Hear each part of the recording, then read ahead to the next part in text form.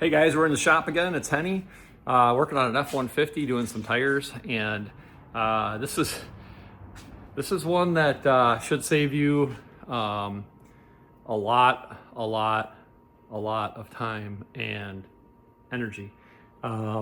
We've all had tires that do this.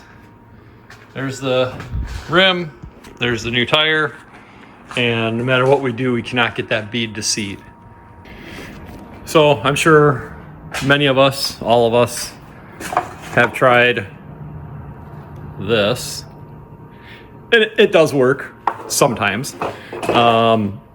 Actually, I tried it on these rims here just because I was in a hurry, and I'm like, oh, I'll just grab some starter fluid quick and I'll pop these beads.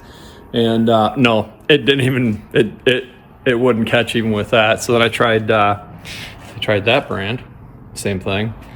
And nothing works. If you've got an impossible bead to seat, there's only one really good way to do it, and that's using a bicycle inner tube tire. So I'm going to set up here and kind of show you how that works.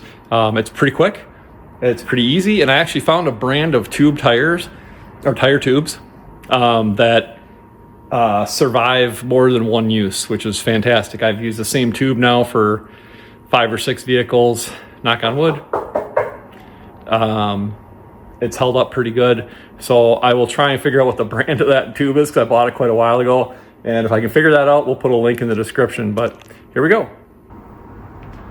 Hopefully you can see it's okay. So we've got tires on the machine already, and trying to add air, and obviously it just blows right out the sides.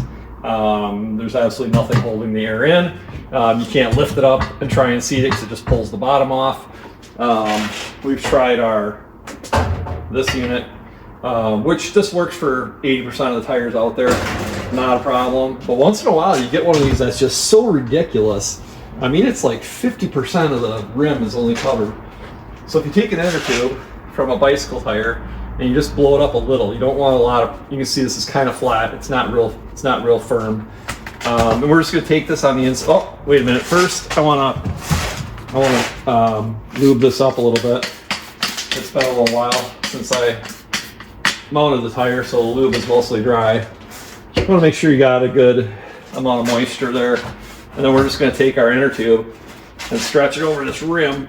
This is a 17-inch wheel, and I think this is a 15-inch inner tube. So now I've got that in place. You can kind of see what that looks like there.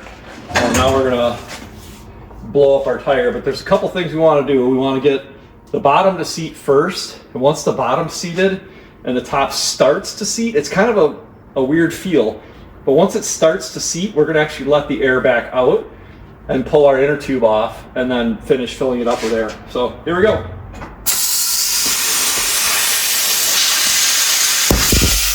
And there's a fail.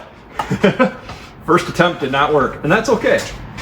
This is a bit of a learning curve doing these, and you just got to do a couple of them to get the feel for it.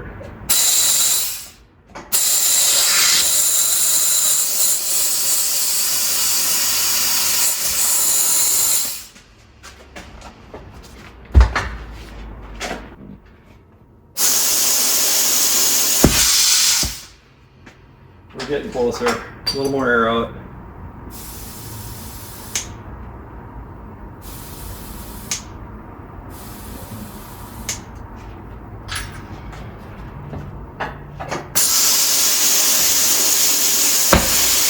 There we go. All right, now it's starting to seat. So now we're going to just let that, I got 5 PSI on my gauge right now.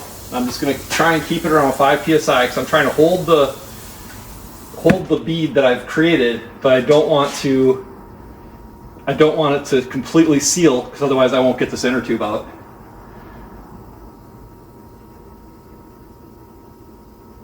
All right, we got the inner tube out.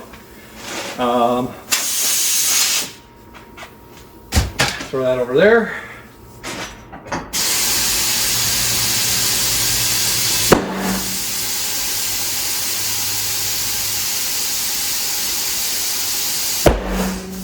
And voila, our bead is sealed. Hopefully this video helped you. If it did, please like and subscribe.